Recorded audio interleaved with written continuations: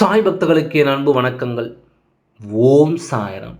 என் அன்பு குழந்தையே, என்னுடைய குழந்தையே, நீ ஜாக்கிரதையாக இருக்க வேண்டிய நாள். நீ மிகவும் கவனமாக இருக்க வேண்டும். ஒவ்வொரு விஷயமும் செய்யும் பொழுது அதை நீ அதிகமாக யோசிக்க வேண்டும்.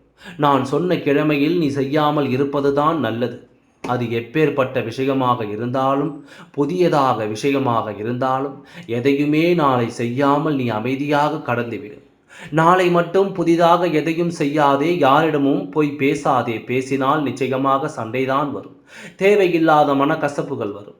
அவர்களால் பாதிப்புத்தான் வரும். யாரிடமும் எதையும் பேசாமல் அமைதியாக இரு.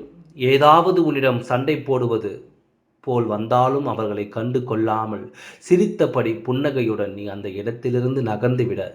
யார் எப்படி வேண்டுமானாலும் நினைத்து கொள்ளட்டும். உன்னுடைய குணத்தை பற்றி திமிரானவன் எப்படி நான் பேசுகிறேன், சிரித்து கொண்டே நகர்கிறான், எப்படி வேண்டுமானாலும் பேசட்டும். ஆனால் நான் சொன்னதை மட்டும் நீ நேசி.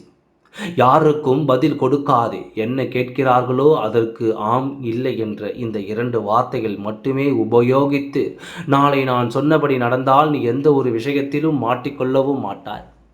எந்த ஒரு ஆபத்தும் உன்னை நெருங்கவே நெருங்காது. பிரம்மன் எழுதிய தலையெழுத்தையே மாற்றும் வல்லமையை பெற்ற சாய், நான் கிரகங்களின் தோற்றமும் தீமைகளையும் விலக்கி நன்மையே செய்த உனக்கான அனைத்தையுமே நான் உன் கையில் வந்து சேர்ப்பேன்.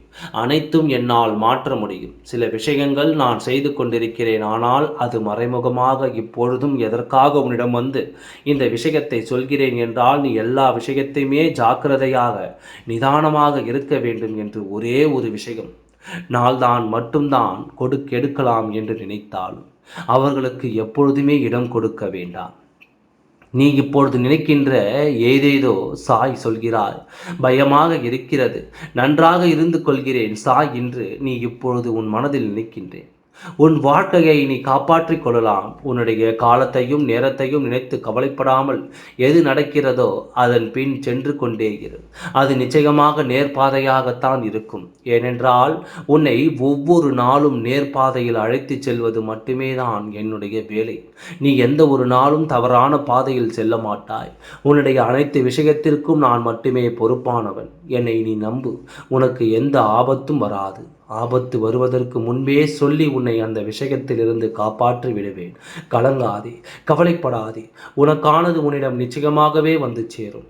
எப்பொழுதும் உன் கூடவே உன் சாயப்பா நான் இருக்கின்றேன். ஓம் சாய்ராம். நன்றி, வணக்கம்.